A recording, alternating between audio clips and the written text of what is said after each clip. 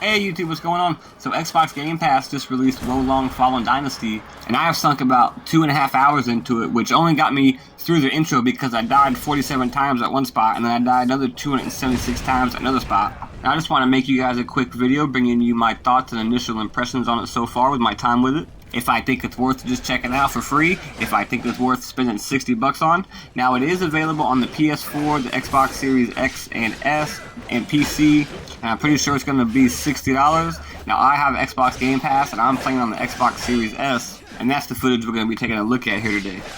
And before we get started, I just want to say if you're new to the channel, thanks for stopping by and kicking it with me today. And if you've been here before, I also appreciate you tuning back in, hanging with your boy. Now without further ado, let's get up into the video. So to start things off here, the game is being developed by Team Ninja, who is responsible for such games such as Ninja Gaiden and Dead or Alive.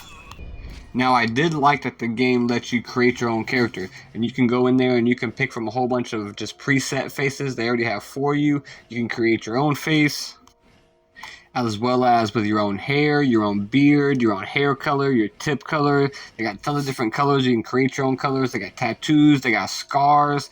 You can move your tattoos and your scars around. It wasn't like the best and most in-depth character creator, but it was better than some of the other ones I've seen out there. And it wasn't bad, and I really enjoy it. I always like creating my own character, you know? It makes you feel like you're more in there. So now let's go ahead and dive into one of the main ingredients of the game, which is the combat. And I'm not going to lie to you guys, I don't fully understand the combat, but I'll do my best to explain what I do understand or what I think I understand. And if I get any of this wrong, guys, feel free to correct me down there in the comments. I'm just trying to learn myself. So in the lower mid part of your screen, that green bar is your health, and that bar under it is your spirit meter. Now as you do attacks, it will slowly start building up to the right, and it'll be blue. But if you start getting hit, it'll start depleting to the red, and once it gets fully in the red, you will be, in lack of other words, stun locked, I guess, for a second or two. Your character pretty much becomes fatigued. You won't be able to move and you can't strike, so you're just going to sit there and take hits. So you don't want to do that, so you want to keep attacking or parrying and leading that into an attack so you can keep building up your blue meter. Now as you build up your blue meter, you can then use your Y button, which is then spirit attack, but that consumes your blue meter, but your attack is also more powerful depending on how much of the blue meter you have built up. So I feel like as you fight, it's a whole bunch of stamina management. Or excuse me, not stamina, but spirit management. And then on top of that, you have the left bumper, which is a regular block. If you time it perfect right before enemy hits you and tap your B button, it's pretty much a parry, which if you time it correctly will give you more spirit, take away their spirit, and open up a window for you to counterattack them. And then enemies also have an attack that lights up red, which is pretty much a power move that you can't regularly block, and you can't just tap B. I believe you have to tap B and like move your analog stick, and that's the only way to counter a fully like red charge up attack from an enemy.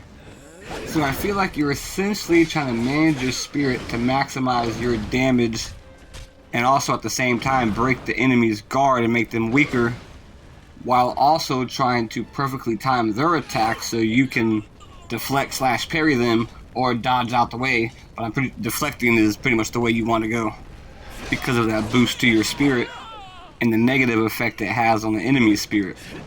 And with all that being said, in my couple hours with the game, I've had a blast fighting, and I think the most people I fought at one time is, I think, 4 like just little small enemies at once, and it was kind of crazy. And I know I suck right now, and like now that I've beaten the intro, I'm a little bit better now. But I find it pretty challenging, and it's fun. I like it, and I can't wait to get back in there and see what other kind of fights they got for me. And now let's take a look at the skill tree, because that's what's really going to help you build your character to cater to your gameplay style, which is what makes RPGs fun in the first place. Now those boxes in the top middle of your screen are your skill categories, and the numbers represent your level in that skill category. And at this screen, you'll be able to invest your points or spend your genuine oil on ranking up whichever skill category you want to. And each skill category has its own skill tree that has different skills in it, in which you must be different levels in that skill category to access those skills. And what you're looking at right here is each skill tree for each skill category. And if you notice up top, there's a number inside there, and those are how many points you have available inside that skill category to purchase skills. But some skills, like I said, are going to require you to be higher level in that skill category and or have a higher morale, which I'm going to touch on just here in a second. But overall, I took my time and I went through each skill category and I looked at all the skills to try to plan out my build and what I wanted to do. And to me, it looked like they had a pretty good different variety of builds you could choose from. A whole bunch of different skills. And I can't wait to see the next couple of days the crazy builds that people come up with. Because from looking at it, it looks pretty in-depth and it looks like there could be a wide variety of different playstyle builds here, which is what I love to see. And when it comes to the gear, like I've gotten some, but I don't really understand it fully. But I did notice that it seems as though this gear comes on a star rating. And I would assume the higher the star rating, the better the gear. But by looking at my stuff, I have this purple 3 here, and I really don't think that's better than some of my other stuff. And I guess it would also depend on my build and what I'm trying to do and what I need, because I guess every piece of gear comes with standard defenses: defense, physical resistance, and spiritual defense. And then they all have special effects. I don't know how many you can have. I don't know if you can swap them out. I don't know if that comes later on in the game, but I get the gist of it. You know, depending on what type of build you're doing, you get the gear with your defenses and with your special effects to cater towards your skill tree. And I don't know about y'all, but that's also a plus in my book. I like that. So now let's briefly touch on a couple other things here. One is the morale system. As you can see right here above my health bar, this number is 0. As you do attacks and fight, the number will build up from 1 to 2 to 3 to 4 and keep building. And each time it increases, it's giving you increased attack power. But you lose it all if you die. Or at least that's my understanding of it. So you want to pretty much not die as much as possible.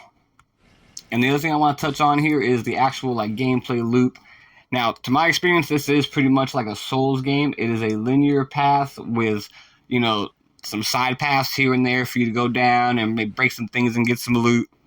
And I could be wrong. It could open up and be a little more open world as I get farther in the game. I don't know. But I feel like it's just going to be linear path with some optional side paths. And it essentially plays like an Elden Ring or a Souls game. You kill enemies. You get genuine oil in this game, it's called. And then you can rest at a rest stop. But when you rest, it resets all enemies. You can use your genuine oil to level up your character. At this point, it's all a pretty standard Souls-like experience. And I forgot to mention, guys, it's co-op. I haven't played co-op, so I don't know if it's co-op like Elden Ring, where you could just summon in a friend to come help you with boss battles, or if you and your friend get to play the whole levels. I don't know if it's 4 people or just 2 people, but there is a co-op option.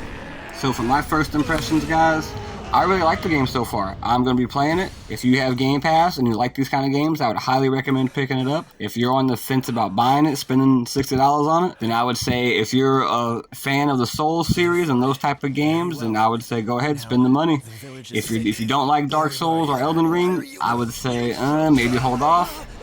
But that's going to do it for me, guys. Hope you guys enjoyed the video. If you liked it, leave me a like. If you have any questions or comments, leave them down in the comments. Until next time, guys, see you.